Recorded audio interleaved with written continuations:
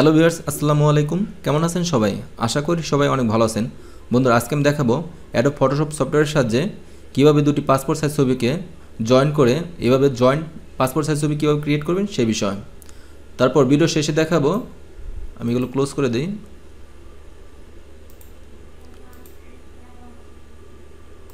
Passport size ছবি A4 size পেপারে কীভাবে সাজাবেন তারপর প্রিন্ট করবেন সেটাও দেখাবো আমার এই ভিডিওতে।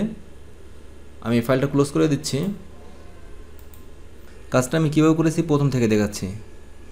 ফাইল, ওপেন, পাসপোর্ট সাইজের এই দুটি ছবি আমি সিলেকশন করলাম। আর হ্যাঁ বন্ধুরা, এই দুটি ছবি লিঙ্ক আকারে ভিডিও ডিসক্রিপশন বক্সে দিয়ে দেবো। আপনাদের যদি প্রয়োজন হয় সেখান থেকে ডাউনলোড করে প্র্যাকটিস করতে পারবেন।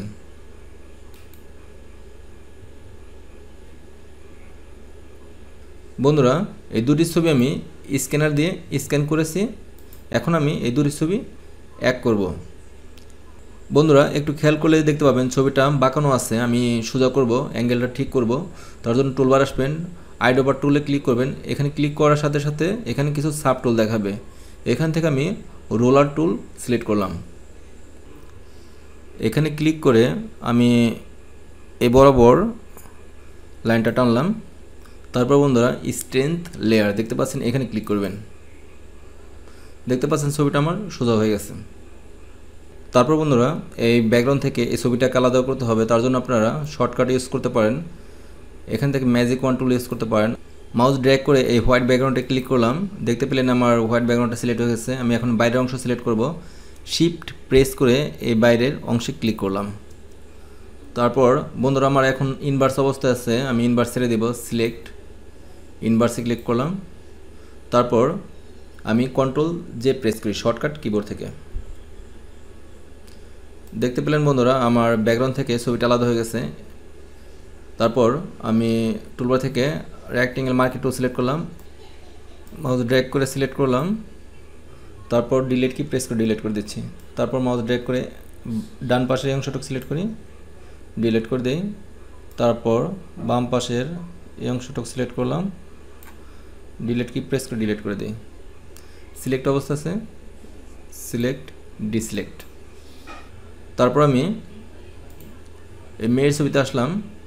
আমি মেয়ের ছবিটি সিলেক্ট করব। আপনারা ম্যাজিক ওয়ান টুলও ইউজ করতে পারেন অথবা পেন টুলও ইউজ করতে পারেন। আমি পেন টুলটা ইউজ করি। একটু জুম করি, এখানে ক্লিক করলাম। তারপর এখানে একটা ক্লিক করি, মাউস ড্র্যাগ করে এভাবে আমি ক্লিপিং পাথ করে নিচ্ছি। এভাবে আপনারা পেন টুল দিয়ে ক্লিপিং পাথ করবেন একটু একটু করে। ক্লিপিং পাথ করা শেষ হয়ে গেল, একটু জুম আউট করি। কন্ট্রোল ইন্টার প্রেস করে আমি এই অংশটুকু সিলেক্ট করলাম, কন্ট্রোল জে প্রেস করি। দেখতে পেলেন বন্ধুরা, আমার ব্যাকগ্রাউন্ড থেকে ছবিটা আলাদা হয়ে গেছে। এখন আমি পাসপোর্ট সাইজের ডকুমেন্ট ক্রিয়েট করব। File, new.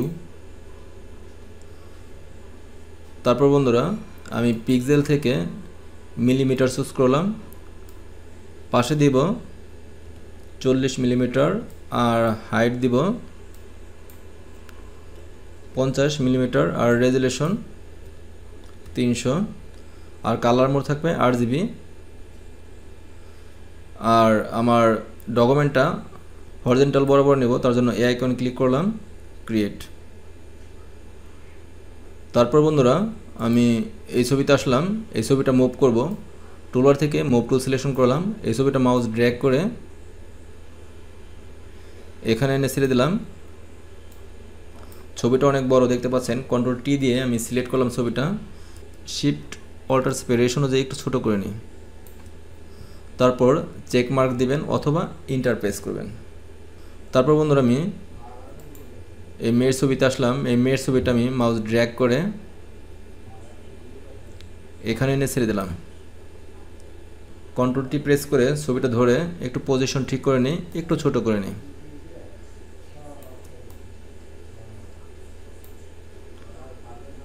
ওকে।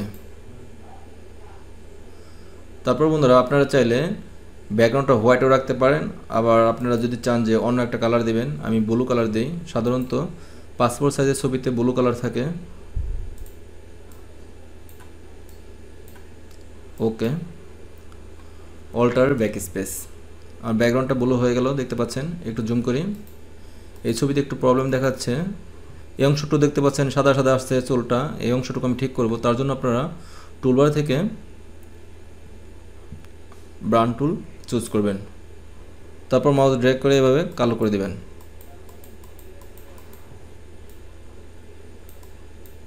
টুলটা একটু ছোট করে নিচ্ছি, থার্ড ব্র্যাকেট প্রেস করে। একটু জুম করি, দেখে আর কোথাও কোনো প্রবলেম আছে কিনা। আমি এই মেয়ের ছবিটি সিলেক্ট করলাম, লেয়ার 2। এভাবে আপনারা কালো করে দিবেন কোথাও কালো করা দরকার পড়লে।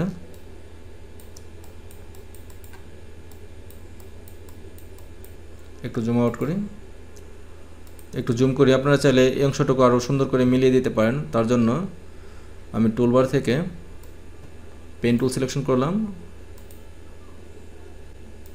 এই অংশটুকু একটু ধরি,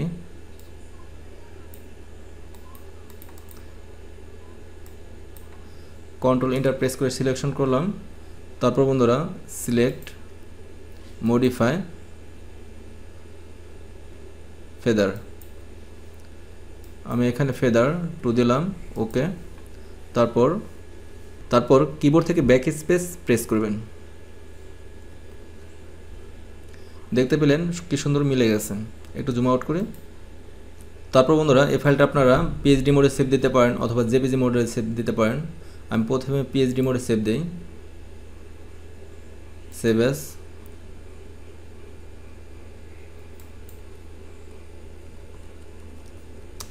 জয়েন্ট পিক পিএইচডি মোডে সেভ দিলাম।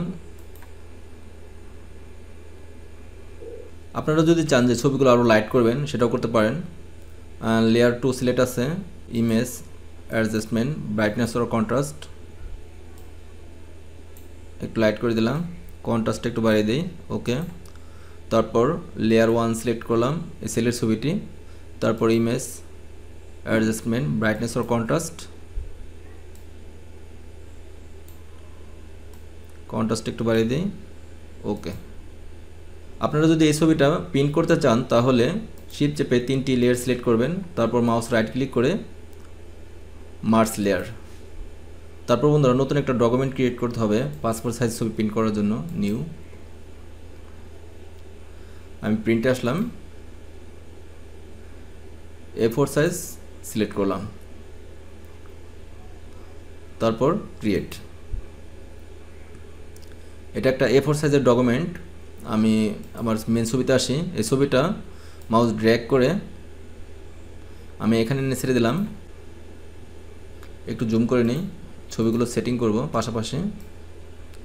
ছবিটা আমি ভার্টিক্যাল বরাবর করব, তার জন্য কন্ট্রোল টি প্রেস করে সিলেক্ট করে মাউস রাইট ক্লিক করে রোটেট 90 ডিগ্রি, একটু বাম পাশে চাপিয়ে দেই, ওকে। অল্টার চেপে আমি কপি করি। আপনাদের যতগুলো খুশি আপনারা কপি করতে পারবেন অল্টার প্রেস করে। আমি 4টি পাসপোর্ট সাইজ ছবি পাশাপাশি সাজালাম, আপনারা চাইলে স্ট্যাম্প সাইজও করতে পারেন। আমি অল্টার চেপে কপি করলাম, কন্ট্রোল টি প্রেস করে ধরে একটু ছোট করে নিই, মাউস রাইট ক্লিক করে রোটেট করে দেই,